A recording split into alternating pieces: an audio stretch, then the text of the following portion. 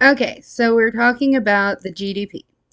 The GDP is a measure of the total value of all final goods and services. It is a measure of the United States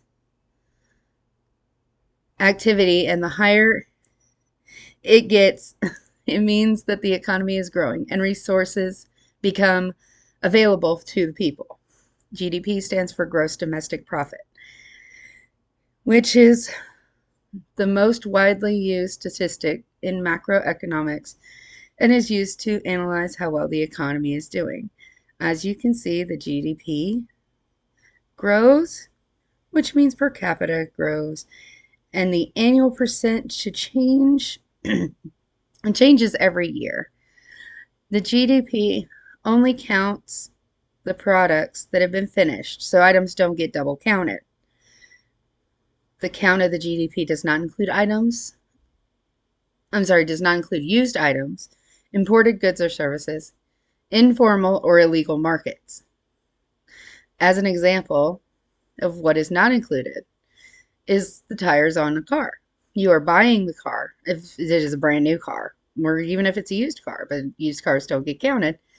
So if you're buying a brand new car, the tires come included. But if you were to buy the tires separate from the car, it would be a retail item rather than something that's already been counted in the finished product. The real GDP changes every quarter. So as you can see, the quarter of 2021 was at 7, whereas the quarter one of 2022 was nearly -2. Every year they change and it seasonally adjusts itself. Inflation means that average prices are rising. There are many byproducts of inflation, such as hyperinflation, disinflation, and deflation. Inflation is the increase on goods and services. I read an example of this while doing my research. If you have one apple and if you have 5 apples and they all cost $1 and you get 5 back rubs for $5 each, and you eat 5 apples and you get 5 back rubs, you'll pay out $30. But if the government were to raise your apples to $2 and you still had 5 of those and you still had 5 back rubs, you'd end up paying $35. That is an example of inflation. Inflation is driven by supply and demand, and the Federal Reserve tries to keep inflation around 2%. Now, this is the only table that I personally made. The rest of them have been giving credit into, the page there where they get credit. So this one shows the percentage amounts for each year from the Bureau of Labor Statistics. However, over here where it says this one is supposed to be at an average of 8 does not necessarily mean it was at 8. According to their spreadsheets, it says the series inflation point for this one is 6.5. So it really depends on which website you go to, apparently. But these both came from the same one. The tables are for inflation are set up as a spreadsheet, and then at every year they do an average of what the year's inflation was. So basically they add it all up and they divide it by 12.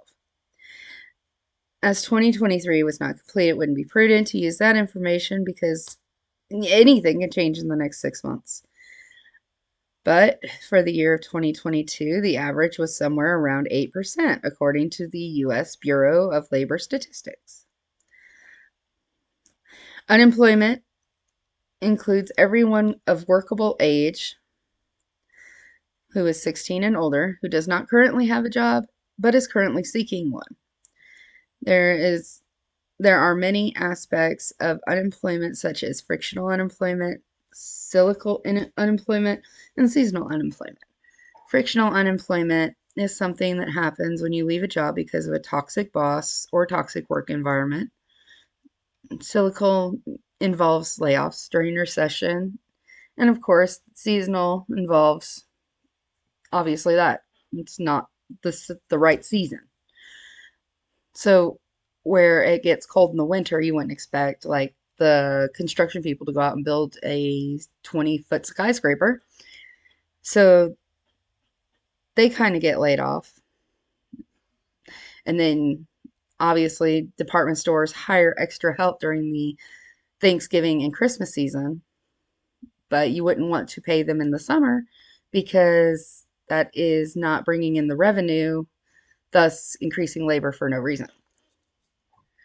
And as you can see, I've got all of my references. Thank you.